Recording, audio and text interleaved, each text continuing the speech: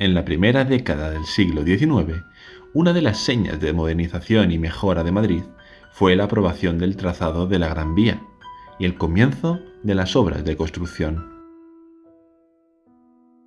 El proyecto venía gestándose desde finales del siglo, pero no se iniciaba por la oposición vecinal por un lado y por la falta de presupuesto por otro. Su más claro exponente de crítica social fue la famosa zarzuela La Gran Vía, con libreto de Felipe Pérez y música de Federico Chueca, estrenada con éxito en 1886. Lo insólito es ver cómo este proyecto de modernización de la ciudad iba a conducir a una de las leyendas más tristes, pero también olvidadas de la capital del país. Una de esas casas que se oponía a la construcción de la Gran Vía era el palacete de doña María Diega de Maixers y Sevillano, duquesa de Sevillano y condesa de la Vega del Pozo. Este palacete era uno de los cientos de hogares que debían ser derribados para la consecución del proyecto, y su dueña y señora se encontraba en total resistencia contra la obra.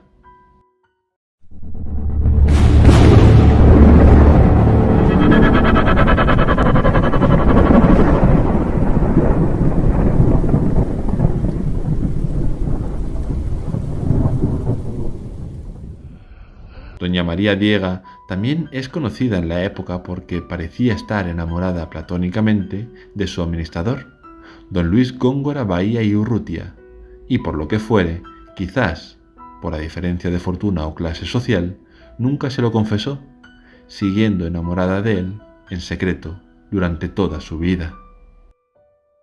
Las gentes del barrio asistían, cada mañana, a un ritual sabido que presenciaban de repetido y con una sonrisa. En las primeras horas se descorrían los visillos del balcón del aposento de la duquesa, y la señora comenzaba a atisbar la calle de San Miguel.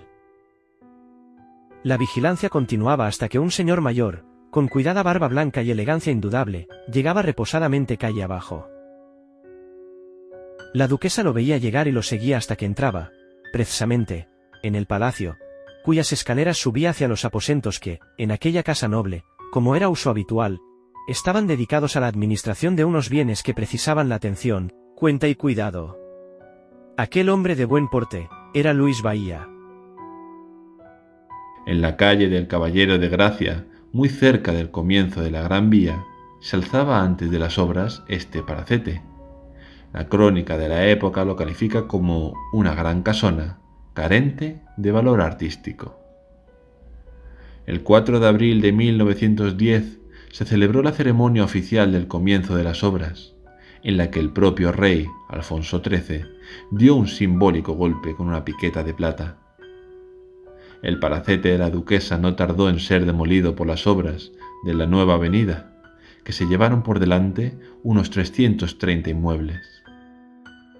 A pesar de que la duquesa se opuso y recurrió por vía administrativa, no pudo hacer nada contra el acuerdo firme de la Junta de Expropiación del Ayuntamiento. Doña María poseía otra propiedad por la zona, aunque la pérdida de este edificio supuso un tremendo golpe que llenó de tristeza el resto de su vida. En la prensa de la época se podía leer lo siguiente: Con esta conducta ha contrastado la de otras personas, que, como la duquesa de Sevillano, desalojaron sus respectivos edificios con anticipación sobrada para no entorpecer el inicio de los trabajos. Rota de dolor, se marchó fuera de Madrid para no ver su casa reducida a escombros. Entonces se retiró a Guadalajara, donde se hizo construir un palacio modernísimo y magnífico, realizando también en aquella ciudad varias fundaciones caritativas. Dicen que parte entonces María Diega al extranjero, pues no quería ver las ruinas de su casa matritense. Y es que nunca más volvería. En 1912, su amado palacio fue derribado. Siempre la recordó con nostalgia por los buenos momentos allí vividos, hasta que una terrible depresión acabó con su vida en 1916, solo 4 años después, cuando residía en Burdeos, según los periódicos consultados desde 1915. Al poco tiempo comenzó a hablarse de una dama vestida de negro que recorría la calle del Caballero de Gracia y que se lamentaba y lloraba, apesadumbrada, al detenerse en el solar donde se alzaba el palacete.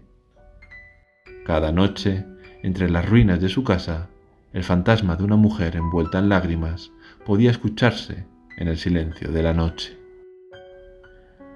Lo que no ha sido derribado es su panteón, al que puede acudirse hoy para observar la magnífica obra y rendir homenaje a esta dama de grandes virtudes, tremendamente caritativa, que consagró su vida a practicar el bien, con toda la sorprendente medida que su inmensa fortuna le permitía. Allí está enterrada en este panteón construido entre 1882 y 1916 por el arquitecto burgalés Ricardo González Bosco, cuya cúpula está decorada con azulejos en formas de escamas, obra del ceramista Daniel Zuloaga. En cuanto a don Luis Góngora Bahía y Urrutia, casado y con varios hijos, fue diputado en 1903 y senador por la provincia de Madrid entre 1910 y 1915, sobreviviendo a la duquesa, pues murió en 1945, casi centenario. Algunos autores han escrito que la fachada de la casa de la duquesa de Sevillano fue desmontada y trasladada al número 2 de la plaza del Marqués de Salamanca. Sin embargo, tras investigar el caso, puedo afirmar que el bellísimo edificio de estilo francés que vemos allí, hoy día, era el antiguo Hotel Roma, que estuvo en el número 23 de la calle Caballero de Gracia. Era un edificio comercial, pero no residencial, y el único vínculo con nuestra historia es que fue propiedad de doña María, hasta que fue demolido a causa de las obras de la Gran Vía. Adquirida la fachada por el vizconde de Escoriaza, se volvió a levantar piedra a piedra en 1922, en su actual emplazamiento. En resumen, esta leyenda, tan triste pero a la vez tan desconocida, me parece de las más bonitas y más románticas de Madrid.